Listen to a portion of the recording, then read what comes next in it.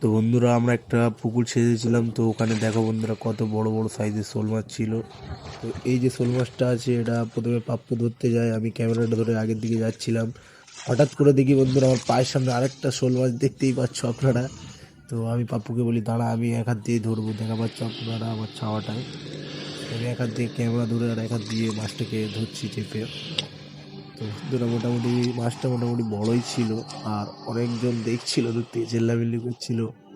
তো দেখো ওখানে পাপ্পু ধরছে ওই মাছটা, আমি ওই মাছটাকে একটু আগের দিকে নিয়ে যাই। তারপরে দেখি ক্যামেরাটা থেকে যে অভি মাছটা ধরুক। তো বন্ধুরা মাছটা অভি ধরে নিয়েছে, এখন দুজন মাছটাকে রেখে দেবো। দেখো বন্ধুরা কত বড় সাইজের শোল মাছ। আশা করছি ভিডিওটা আপনাদের ভালো লেগেছে।